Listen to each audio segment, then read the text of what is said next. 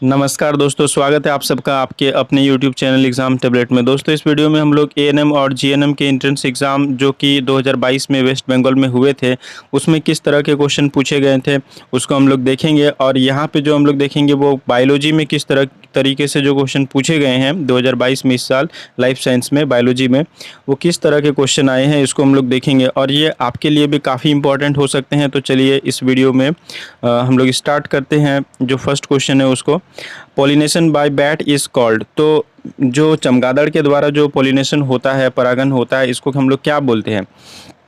Option A में हो गया हाइड्रोफिली, या फिर ऑप्शन बी में हो गया एनिमोफिली, या फिर ऑप्शन सी में हो गया ऑर्निथोफिली, या फिर ऑप्शन डी में हो गया कैरेप्टेरोफिली। तो इसका दोस्तों सही जो जवाब है, जो चमगादड़ के द्वारा जो पॉलिनेशन किया जाता है उसको हम लोग बोलते हैं कैरेप्टेरोफिली बोलते हैं। ठीक है, उसके बाद जो नेक्स्ट क्वेश्चन है चलिए उसको देखते हैं। Anther the male reproductive structure of plant contains. तो एंथर जो मेल रिप्रोडक्टिव स्ट्रक्चर होता है प्लांट में, मतलब किसी प्लांट में जो पुरुष का जो स्ट्रक्चर, रिप्रोडक्टिव स्ट्रक्चर होता है एंथर, ठीक है, तो उसमें क्या होता है, मतलब एंथर के अंदर में क्या होता है? ऑप्शन ए में हो गया सेपल्स होते हैं, या फिर ऑप्शन बी में हो गया पेटल्स, या फिर ऑप्शन सी में हो गया कार्पल्स, या फिर ऑप्शन डी में हो गया पोलेंस। तो दोस्तों एंथर के अंदर में क्या होता है? एंथर कंटेन्स क्या? Pollen grain. ठीक है, तो यहाँ पे क्या होगा? ऑप्शन डी पोलन सही होगा। उसके बाद जो नेक्स्ट क्वेश्चन है चलिए उसको हम लोग देखते हैं। Which of the following process is used in rapid rising of new plants from small plant tissue. मतलब एक स्मॉल प्लांट टिश्यू लिया गया, ठीक है, और उसके बाद क्या किया गया? उसको रैपिड राइजिंग किया गया एक नए पौधे में। तो इसको क्या बोलते हैं? इस प्रोसेस को क्या बोलते हैं? ठीक है, कौन सा प्रोसेस को इसमें यूज किया जाता है? ऑप्शन ए में जो हो गया हाइब्रिडाइजेशन, मतलब उसको संकरण बोलते हैं, या फिर ऑप्शन बी में हो गया ग्राफ्टिंग, या फिर ऑप्शन सी में हो गया कटिंग, या फिर ऑप्शन डी में हो गया माइक्रो प्रोपागेशन। तो दोस्तों इसका जो सही जवाब है इसको बोलते हैं माइक्रो प्रोपागेशन बोलते हैं। ठीक है, तो ये जो अगर एक स्मॉल टिश्यू हम लोग लेंगे किसी प्लांट का और इसको हम लोग एक नए प्लांट में राइजिंग करेंगे तो इस प्रोसेस को हम लोग क्या बोलेंगे? माइक्रो प्रोपागेशन बोलेंगे। ठीक है, उसके बाद जो नेक्स्ट क्वेश्चन है, द एल्कलॉइड ऑब्टेन्ड फ्रॉम विनकारोसिया। तो विनकारोसिया जो प्लांट है उससे हम लोग कौन सा एल्केलॉइड जो हम लोग प्राप्त करते हैं? ऑप्शन ए में हो गया रेसरपाइन, या फिर ऑप्शन बी में हो गया विनक्रिस्टीन, या फिर ऑप्शन सी में हो गया एट्रोपिन, या फिर ऑप्शन डी में हो गया मॉर्फिन।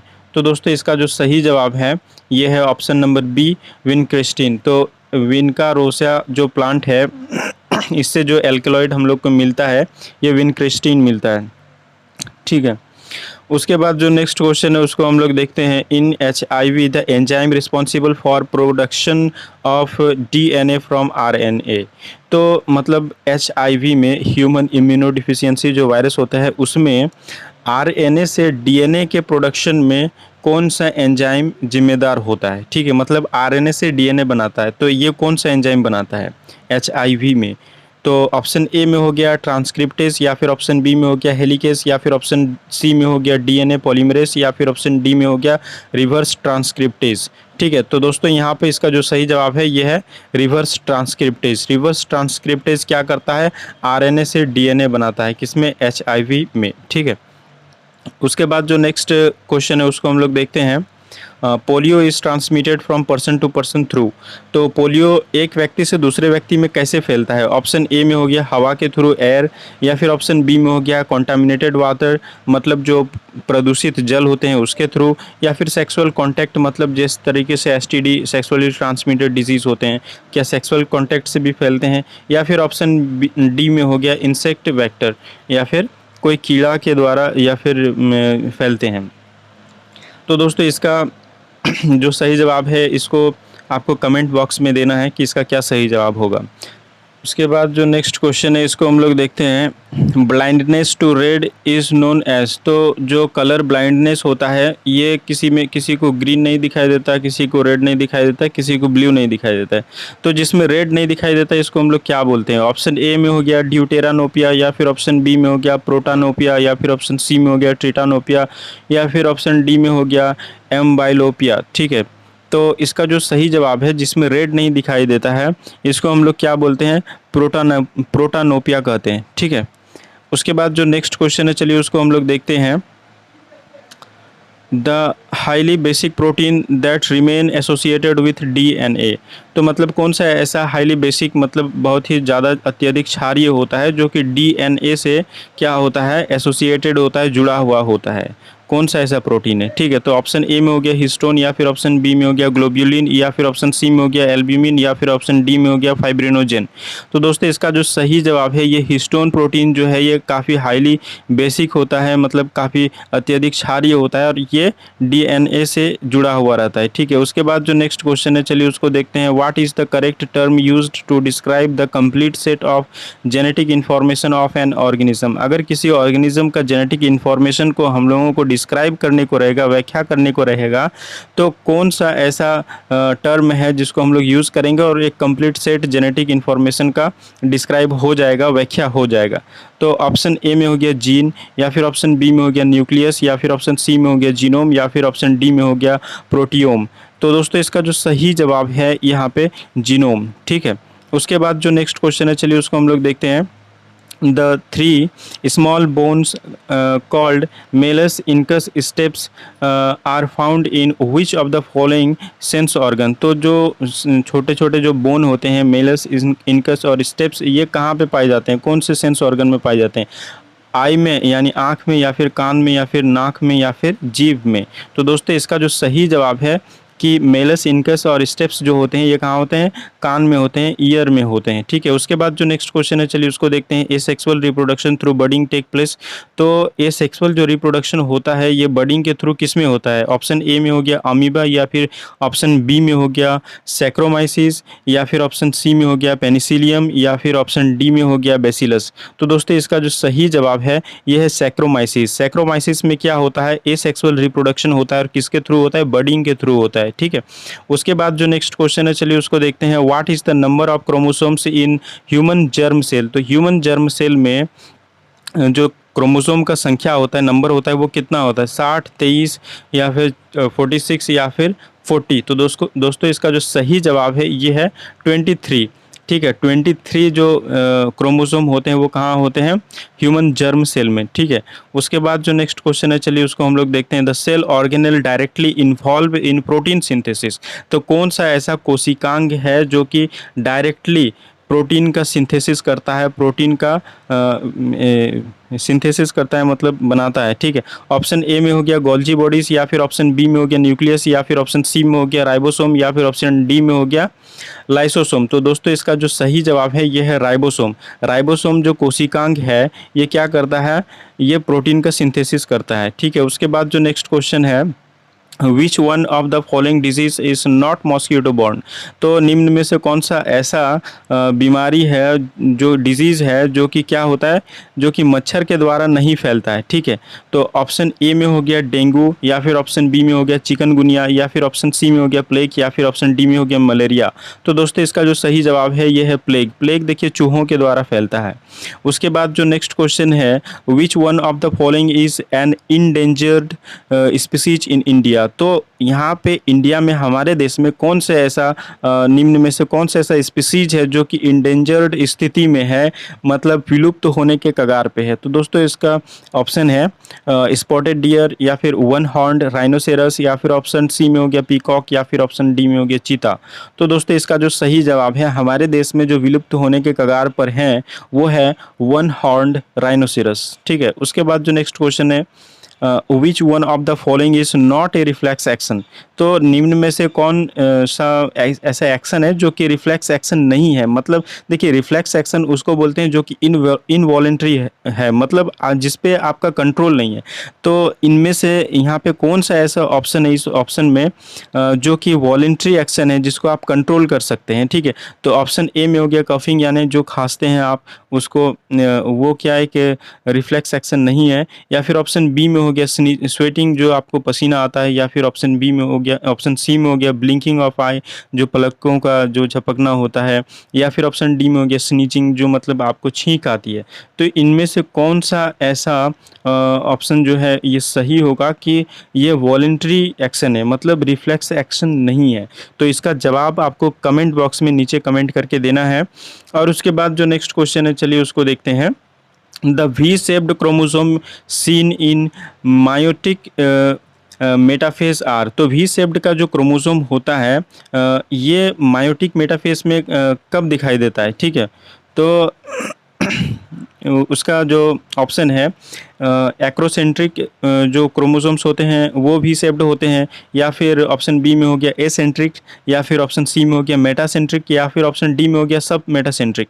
तो दोस्तों यहाँ पे जो सही जवाब है ये है मेटासेंट्रिक। मेटासेंट्रिक क्रोमोसोम्स जो होते हैं ये मिटोटिक जो डिवीज़न होता है मेटाफेज में, ये क्या होते हैं, मेटासेंट्रिक जो क्रोमोसोम होते हैं वो किस तरीके से दिखाई देते हैं, वी शेप्ड दिखाई देते हैं, ठीक है। उसके बाद जो नेक्स्ट क्वेश्चन है which of the following is involved in spindle fibre formation. तो निम्न में से कौन जो है वो स्पिंडल फाइबर का क्या करते हैं, निर्माण करते हैं, ठीक है, कोशिका के विभाजन के समय।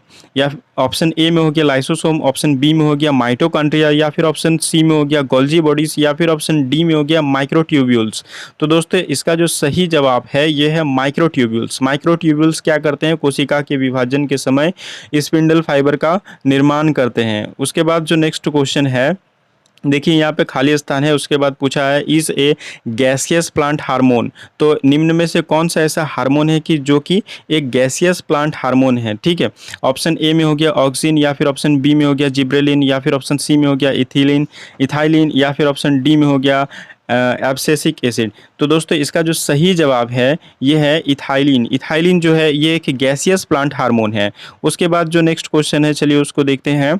Archaeopteryx is the missing link between which group. तो आर्कियोप्टेरिक्स जो है वो एक मिसिंग लिंक है, मतलब छूटा हुआ लिंक है किन दो ग्रुप्स के बीच। ऑप्शन ए में यहाँ पे क्या दिया हुआ है, एप्स और मेमल्स। देखिए एप्स मतलब होता है पक्षी का वर्ग और मेमल्स मतलब होता है स्तनधारी, ठीक है। उसके बाद ऑप्शन बी में हो गया रेप्टेलिया और एप्स मतलब सरीसृप जो होते हैं और पक्षी के वर्ग के बीच का मिसिंग लिंक है। या फिर ऑप्शन सी में हो गया रेप्टेलिया एंड मेमेलिया, या फिर ऑप्शन डी में हो गया एम्फीबिया एंड एप्स। तो दोस्तों इसका जो सही जवाब है कि आर्कियोप्टेरिक्स जो एक मिसिंग लिंक है किसके बीच का है, ये रेप्टेलिया और एप्स का बीच का है, ठीक है। उसके बाद जो नेक्स्ट क्वेश्चन है 21 में, presence of ozone layer in the atmosphere is very important because it. देखिए हमारे वातावरण में क्या होता है, ओजोन लेयर क्या होता है एटमॉस्फेयर में प्रेजेंट होता है, ठीक है, ओजोन लेयर।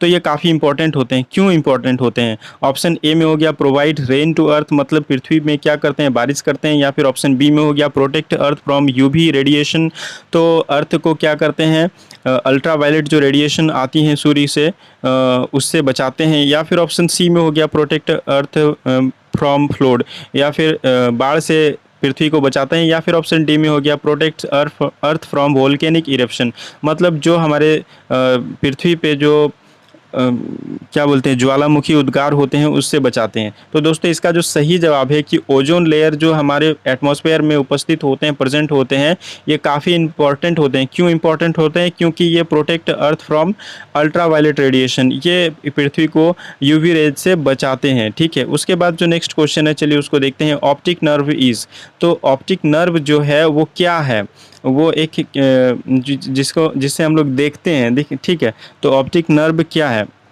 ये एक मोटर नर्व है, या फिर ऑप्शन बी में हो गया स्पाइनल नर्व है, या फिर ऑप्शन सी में हो गया मिक्स्ड नर्व है, या फिर ऑप्शन डी में हो गया सेंसरी नर्व है, ठीक है। तो इसका जो सही जवाब है दोस्तों कि ये जो ऑप्टिक नर्व है ये एक टाइप का क्या है, सेंसरी नर्व है, ठीक है। उसके बाद जो नेक्स्ट क्वेश्चन है which hormone is not secreted from the anterior pituitary gland. तो कौन सा ऐसा हार्मोन है जो कि पिट्यूटरी ग्लैंड के एंटीरियर लोब से सीक्रेट मतलब श्रवण नहीं किया जाता है, ठीक है। उस यहाँ पे ऑप्शन ए में हो गया ACTH, या फिर ऑप्शन बी में हो गया ADH, या फिर ऑप्शन डी में हो गया FSH, या फिर ऑप्शन डी में हो गया TSH। तो देखिए ये जो ऑप्शन बी में ADH जो हार्मोन है, ADH हार्मोन पिट्यूटरी ग्लैंड के पोस्टीरियर लोब से सीक्रेट किया जाता है, मतलब जो पोस्टीरियर लोब होता है पिट्यूटरी ग्लैंड का, वहाँ से इसका श्रवण किया जाता है। तो दोस्तों ये जवाब जो है ADH ये सही होगा, ठीक है। उसके बाद ये जो बाकी तीनों हैं ACTH और FSH और TSH, ये कहाँ से निकलते हैं, ये एंटीरियर पिट्यूटरी लोब से क्या होते हैं, सीक्रेट किए जाते हैं। उसके बाद जो नेक्स्ट क्वेश्चन है चलिए उसको देखते हैं। The part of the brain associated with maintenance of body balance. तो हमारे ब्रेन का कौन सा ऐसा पार्ट है कि जो कि बॉडी को क्या करते हैं, संतुलन को बनाए रखते हैं। ठीक है, ऑप्शन ए में हो गया मेड्यूला ऑब्लांगेटा, या फिर ऑप्शन बी में हो गया सेरिबेलम, या फिर ऑप्शन सी में हो गया सेरिब्रम, या फिर ऑप्शन डी में हो गया थैलेमस। तो दोस्तों इसका जो सही जवाब है ये है सेरिबेलम। सेरिबेलम क्या करता है, हमारे बॉडी का मेंटेनेंस को क्या करता है, बना के रखता है, संतुलन को बना के रखता है। उसके बाद जो नेक्स्ट क्वेश्चन है, gene bank is an example of. Gene bank जो होते हैं वो किसका एग्जाम्पल होता है? ऑप्शन ए में हो गया एक्स सिटू कंजर्वेशन, या फिर ऑप्शन बी में हो गया बायोडाइवर्सिटी हॉटस्पॉट, या फिर ऑप्शन सी में हो गया इन सिटू कंजर्वेशन, या फिर ऑप्शन डी में हो गया माइक्रो प्रोपागेशन। दोस्तों इसका जो सही जवाब है, जीन बैंक जो होते हैं ये एक्स सिटू कंजर्वेशन का एग्जाम्पल है।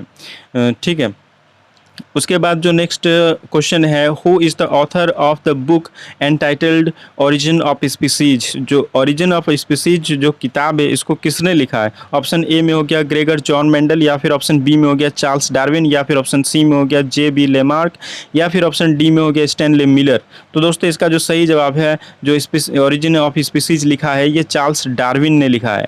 उसके बाद जो नेक्स्ट क्वेश्चन है, which one of the following is nitrogen fixing bacteria. तो निम्न में से कौन सा है जो कि एक नाइट्रोजन फिक्सेसिंग बैक्टीरिया है, मतलब जो नाइट्रोजन का क्या करता है, फिक्सेशन करता है। ठीक है, ऑप्शन ए में हो गया एजिटोबैक्टर, या फिर ऑप्शन बी में हो गया स्यूडोमोनास, या फिर ऑप्शन सी में हो गया इस्चीरिया, या फिर ऑप्शन डी में हो गया माइकोप्लाज्मा। तो दोस्तों जो यहाँ पे सही जवाब है ये है एजिटोबैक्टर। एजिटोबैक्टर क्या करता है कि नाइट्रोजन का फिक्सिंग करता है। ठीक है, इसके बाद जो नेक्स्ट क्वेश्चन हो गया, what type of micro organism is Penicillium chrysogenum. ठीक है, तो जो पेनिसिलियम क्राइसोजीनम होते हैं ये किस तरह के मतलब माइक्रो ऑर्गेनिज्म है, सूक्ष्म जीव हैं? ऑप्शन ए में हो गया हार्मफुल बैक्टीरिया जो कि हानिकारक बैक्टीरिया है, या फिर ऑप्शन बी में हो गया हार्मफुल फंगस है, या फिर ऑप्शन बी में हो गया बेनिफिशियल फंगस है, या फिर ऑप्शन डी में हो गया बेनिफिशियल प्रोटोजोआ है। तो दोस्तों इसका जो सही जवाब है, ये जो पेनिसिलियम क्राइसोजेनम है ये एक बेनिफिशियल फंगस है। इससे क्या करते हैं, इससे हमारे मतलब साइंस में इससे क्या करते हैं कि एंटीबायोटिक्स प्रोडक्शन होता है। ठीक है, बेनिफिशियल एक फंगस है। उसके बाद जो नेक्स्ट क्वेश्चन है चलिए उसको देखते हैं, the chemical used in cryo preservation. तो क्रायो प्रिजर्वेशन में कौन सा केमिकल को यूज़ किया जाता है? ऑप्शन ए में हो गया लिक्विड ऑक्सीजन, या फिर ऑप्शन बी में हो गया लिक्विड नाइट्रोजन, या फिर ऑप्शन सी में हो गया लिक्विड कार्बन डाइऑक्साइड, या फिर ऑप्शन डी में हो गया लिक्विड मीथेन। तो दोस्तों यहाँ पे जो सही जवाब है ये है option B liquid nitrogen. Liquid nitrogen को एज ए केमिकल यूज़ किया जाता है किसमें? क्रायो प्रिजर्वेशन में। ठीक है, उसके बाद जो नेक्स्ट क्वेश्चन है चलिए उसको देख लेते हैं, the green house gas responsible for acidification of soil. तो कौन सा ऐसा ग्रीन हाउस गैस है जो कि मिट्टी को क्या करता है, एसिडिफाई कर देता है, अम्लीय बना देता है? तो ऑप्शन ए में हो गया मीथेन, या फिर ऑप्शन बी में हो गया क्लोरोफ्लोरोकार्बन, या फिर ऑप्शन सी में हो गया नाइट्रस ऑक्साइड, या फिर ऑप्शन डी में हो गया हाइड्रोक्लोरोफ्लोरोकार्बन। तो दोस्तों इसका जो सही जवाब है इसको आपको कमेंट में देना है। तो दोस्तों वीडियो को अंत तक देखने के लिए बहुत बहुत धन्यवाद, और वीडियो को लाइक करें, शेयर करें, और अगर आप हमारे इस चैनल में नए व्यूअर हैं तो हमारे इस चैनल को ज़रूर सब्सक्राइब कर लें और बेल आइकन को भी प्रेस कर लें, ताकि जब भी मैं वीडियो अपलोड करूं तो इसका नोटिफिकेशन सबसे पहले आपको मिल पाए।